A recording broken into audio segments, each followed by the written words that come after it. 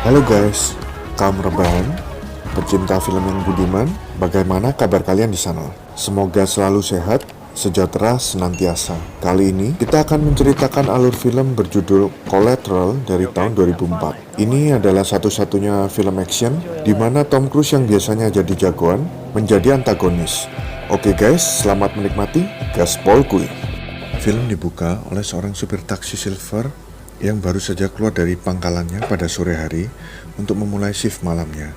Dia bernama Max. Max tampaknya seorang supir yang sangat berpengalaman karena dia mampu memberikan rute jalan yang cepat dan menebak jenis profesi orang hanya berdasarkan penampilannya.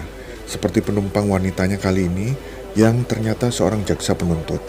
Wanita itu amat terkesan dengan pengetahuan Max tentang pekerjaan dan rute tercepat ke kantornya yang jitu. Terungkap, sang jaksa wanita sedang mengerjakan sebuah kasus kriminal selama setahun terakhir ini, di mana dia tidak yakin akan memenangkannya. Namun, Max menyemangatinya dan memberikan foto Pulau Maldives yang sering dia tatap saat merasa down atau merasa jenuh dengan pekerjaannya.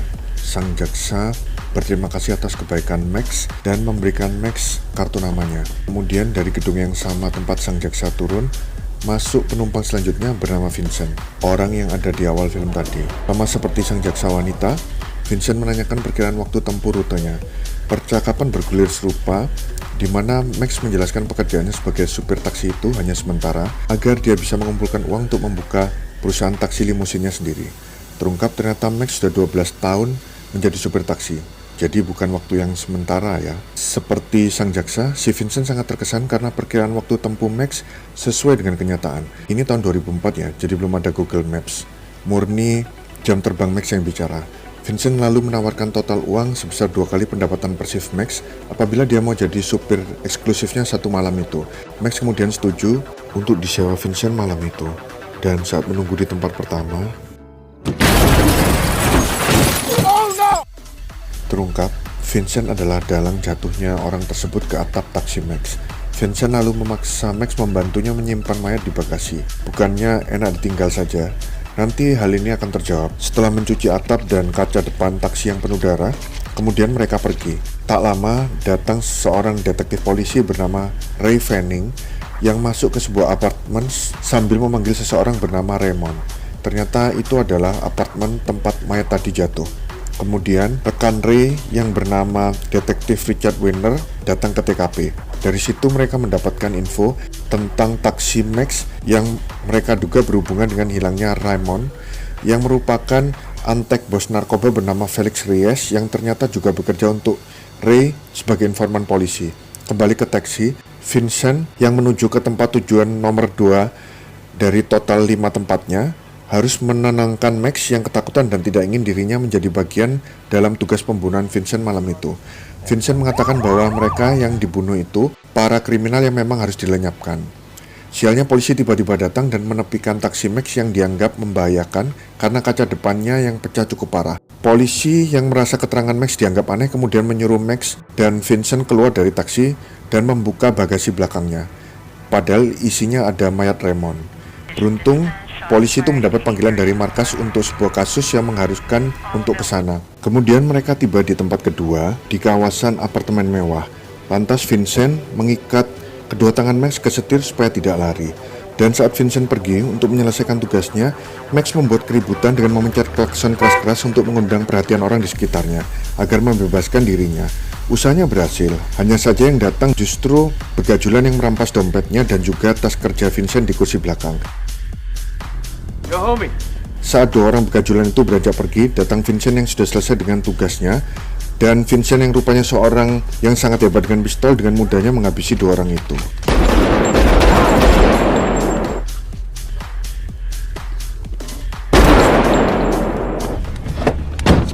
Kemudian Vincent mentraktir Max untuk minum di sebuah klub jazz.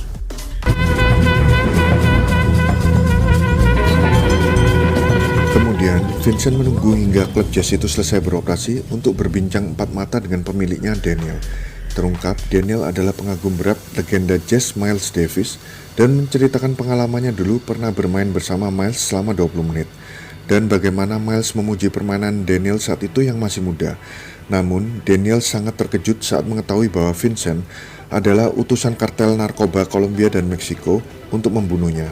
Namun, Vincent memberi kesempatan Daniel dengan mengajukan satu pertanyaan tentang Miles Davis yang jika jawaban Daniel benar maka dia dilepaskan. Vincent bertanya, di mana Miles Davis belajar musik?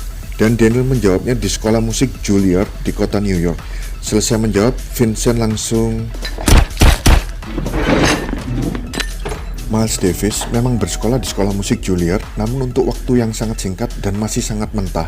Yang membentuknya menjadi musisi handal adalah Charlie Parker yang merupakan legenda jazz yang sayangnya mati muda pada usia 34 tahun. Jadi Juilliard School bukanlah jawaban yang diinginkan Vincent yang juga pengagum Miles Davis. Tapi apakah Daniel pasti akan dilepaskan jika jawabannya benar? Tentunya tidak, sebab Daniel adalah tugas yang harus diselesaikan oleh Vincent. Kemudian atasan Max menghubunginya untuk mengatakan bahwa ibu Max yang ada di rumah sakit bolak-balik menghubungi pusat karena tidak bisa menghubunginya. Vincent mendesak Max untuk mengunjungi ibunya seperti biasa yang dia lakukan setiap harinya. Di rumah sakit terungkap bahwa Max telah membohongi ibunya selama ini dengan mengatakan telah memiliki perusahaan taksi limusinnya sendiri. Dan saat Vincent lengah, Max segera membawa lari tas kerjanya. Terjadi kejar-kejaran yang seru hingga di atas jembatan penyeberangan Max mengambiarkan tas itu. Detektif Ray Fanning lalu mengunjungi sebuah kamar mayat untuk mengecek apakah ada mayat Ramon informannya. Terungkap ada 3 mayat yang datang berdekatan malam itu dalam rentang waktu 1,5 jam. Dari 3 ada 2 mayat yang menunjukkan pelakunya adalah orang yang sama. Ciri khasnya terdapat 2 tembakan berdekatan di tengah dada dan 1 tembakan di tengah dahi. Yang satu adalah begajul yang akan merampas tas Vincent tadi, dan 1 mayat lagi adalah target kedua Vincent yang dihabisinya dengan menyamar sebagai notaris. Terungkap target kedua Vincent itu bernama Sylvester Clark yang merupakan pengacara kriminal yang membela perkara Ramon. Dari sini Ray yang mulai melihat titik terang kejadian malam itu menelpon Richard dan memintanya menghubungi Isaac, salah satu anak divisi FBI, untuk menggali informasi lebih lanjut. Di tengah perjalanan di dalam taksi terjadi percakapan menyinggung kebohongan Max soal perusahaan limonya. Max melakukan itu karena ibunya lebih senang dengan jawaban yang indah. Ibunya tidak mau tahu usaha Max yang masih mempersiapkannya. Intinya supaya ibunya tenang dan tidak terus menuntut Max. Vincent menjawab hal yang sama, tapi dalam hal ini ayahnya yang alkoholik, ringan tangan dan kurang bertanggung jawab. Ayah Vincent yang kasar membuat Vincent punya karakter yang keras tanpa empati. Sedang ibu Max yang penuntut membuat karakter Max menjadi lembek dan kurang percaya diri. Kemudian sampailah mereka di tujuan, di sebuah bar bernama El Rodeo, di mana Max disuruh Vincent menyamar jadi dirinya untuk mendapatkan detail target sisanya yang seharusnya berada di tas kerja tadi yang diambiarkan Max. Walaupun pihak penyewa Vincent tidak tahu wajah Vincent sesungguhnya, namun jika acting Max mencurigakan, pasti akan dibunuhnya. Max tidak bisa menolak karena ibu Max yang diancam dibunuh oleh Vincent. Ternyata semua kejadian di klub El Rodeo berada dalam pantauan Isaac, divisi khusus dari FBI yang dikepalai Special Agent Frank Pedrosa. Tak lama datang Ray dan Richard yang berencana bertukar informasi dengan Isaac soal kejadian malam itu. Namun Ray kemudian melihat lewat CCTV taksi Max yang atapnya hancur. Ini memicu kecurigaan Ray bahwa pelaku hilangnya Ramon berada di bar El Rodeo itu. Ray lalu mengirimkan plat nomor taksi Max untuk diselidiki. Terungkap dari Frank, sudah ada 3 saksi kasus narkoboy kartel yang sudah mokat atau hilang malam itu, yakni Ramon, Sylvester, dan Daniel. Di klub El Rodeo, Max bertemu dengan Felix Reyes yang merupakan perwakilan kartel Kolombia dan Meksiko di Amerika Serikat, yaitu kartel yang menyewa Vincent. Felix lalu menyatakan bahwa daftar 5 orang target Vincent itu merupakan data intelijen yang sulit didapat dan sangat mahal harganya, namun kini malah dengan mudah dihilangkan. Max yang berlagak sebagai Vincent kemudian menjelaskan bahwa dia terpaksa menghilangkan daftar itu dengan alasan menghapus bukti dari incaran agen federal atau polisi untuk melindungi si Felix juga. Hal itu membuat Felix melunak. The fat man, the penthouse guy, the jazz man. Terlebih hanya tinggal 2 target tersisa. The last 2. Namun rupanya Felix sudah punya rencana untuk membunuh Vincent, aka Max, di tempat tujuan keempatnya, yaitu di Club Fever. Sementara dari rekaman CCTV oleh pihak Isaac didapatkan nama Vincent. Vincent? That's what I'm hearing. I'm Vincent. Dari situ Frank mempersiapkan tim yang lengkap untuk mencari dan melindungi saksi nomor 4 mereka, yakni Peter Lim, yang dari data Felix tadi berada di Club Fever. Dari pemeriksaan plat nomor taksi Max, Ray mendapatkan info bahwa Vincent, aka Max yang dilihat mereka tadi, benar-benar bekerja sebagai supir taksi Silver selama 12 tahun ini. Dan sangat janggal melihatnya tiba-tiba menjadi pembunuh jago tembak hanya dalam semalam. Namun Frank mengesampingkan fakta ini dan mengatakan pihak kartel banyak akal dengan menggunakan orang yang mirip supir taksi itu untuk menjalankan aksinya. Ray lalu mencoba meyakinkan Richard hal yang sama, namun Richard juga mengacukannya dan tidak mau terlibat lagi lebih dalam, sebab kasus itu sudah diambil alih pihak ASEC. Oke, sebagai gambaran siapa saja yang menuju ke Club Fever. Yang pertama ada kelompok orang kartel, anak buah Felix Reyes. Yang kedua ada dari ASEC, Frank Pedrosa bersama tim yang ternyata sudah mengetahui bahwa Peter Lim ada di sana. Tim ASEC terbagi jadi dua. Yang pertama bertugas untuk mengamankan Peter Lim dan yang kedua bertugas melumpuhkan Vincent. Yang ketiga ada detektif Ray Fanning dari DEA, Divisi Narkoba, yang membuntuti mobil Frank Pedrosa. Terakhir tentu saja taksi Silver ini. Jadi total ada 4 pihak yang saling berebut jatah di Club Fever nanti. Tak lama, taksi Max sampai ke Fever duluan, disusul Frank dan timnya. Kemudian menyusul Ray Fanning. Bagaimana dengan orang kartel? Mereka yang pertama sampai di Fever dan sudah mengambil posisi strategis untuk memantau Vincent aka Max. Dan tampak Vincent dan Max yang sudah membaur ke dalam lautan partygoers sedang merangsek maju pelan-pelan ke depan menuju meja VIP Peter Lim. Kemudian setelah melihat di mana posisi Peter Lim, Vincent memerintahkan Max untuk maju ke depan menuju meja Peter Lim sejauh 15 kaki. Tampaknya Vincent berencana menggunakan Max sebagai umpan. Vincent juga memantau barisan bodyguard Peter Lim yang cukup banyak dan bersenjatakan lengkap. Kemudian Frank yang melihat Peter Lim di meja VIP memerintahkan tim pertama untuk segera mengamankannya. Berbarengan, Frank juga melihat Vincent aka Max di tengah crowd yang langsung memerintahkan tim kedua untuk menangkapnya. Salahnya, tim pertama yang akan mengamankan Peter menggunakan pendekatan kasar dengan menodongkan senjata. Akibatnya salah satu bodyguard Peter Lim salah kaprah dan menganggapnya ancaman sehingga terjadi pergulatan yang berakhir dengan tertembaknya Frank Pedrosa. Untungnya hanya di kaki bukan di organ vitalnya. Saat itulah orang kartel melihat Max dan bersiap menghabisinya. Namun keburu dihabisi Vincent duluan, para bodyguard Peter kemudian merangsek Vincent dan berusaha melumpuhkannya. Namun Vincent yang merupakan guru dari John Wick kemudian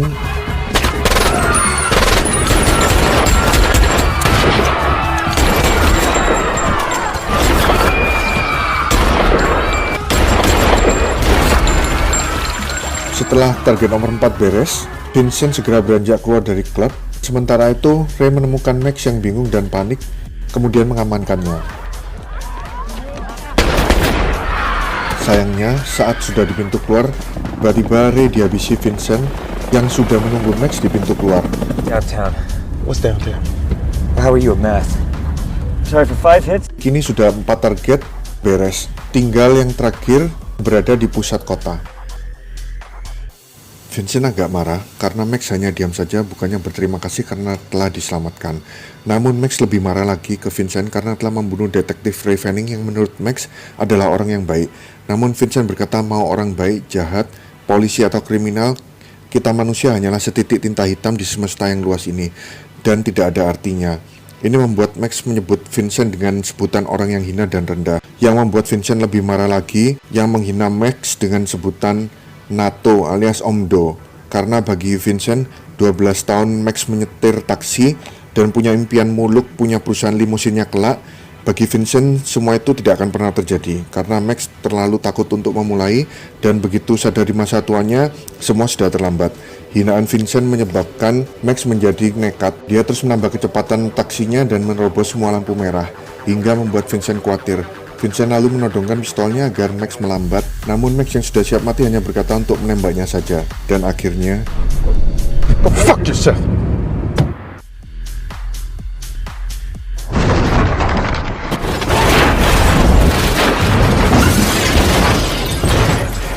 ajaibnya mereka berdua selamat. Vincent langsung kabur begitu mendengar sirine polisi yang mendekat, dan Max kemudian ditangkap si polisi yang menemukan mayat Ramon di bagasinya. Intinya, setelah tugas Vincent selesai, nasib Max juga bakal selesai. Entah bakal dihabisi Vincent sendiri atau dijadikan kambing hitam lewat mayat Ramon. Ingat, Max adalah satu-satunya saksi mata tugas Vincent, tidak mungkin dibiarkan bebas.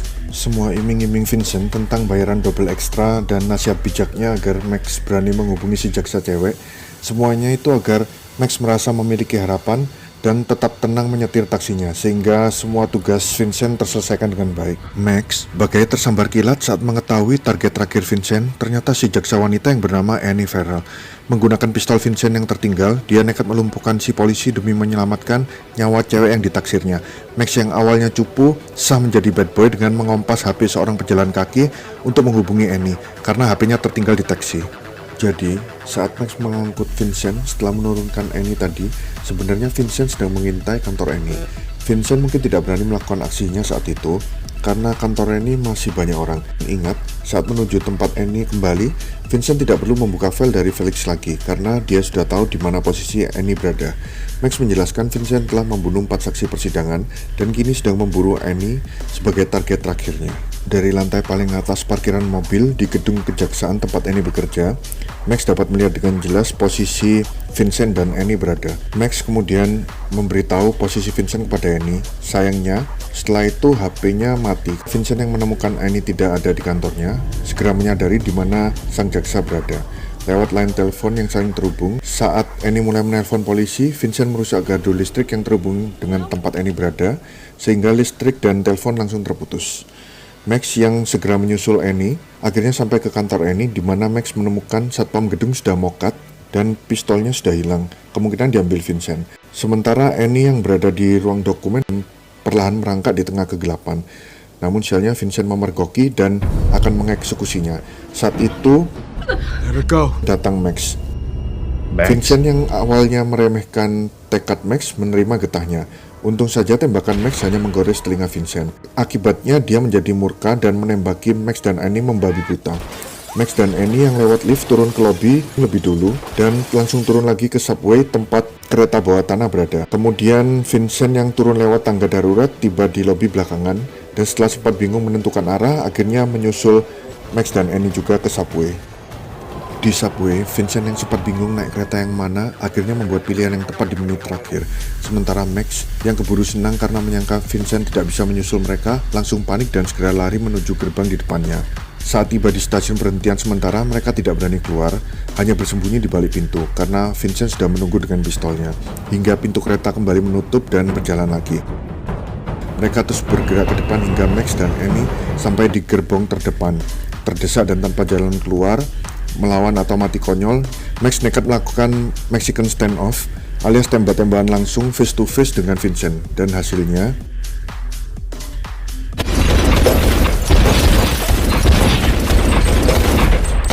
selesai magasinnya habis, Vincent langsung reload.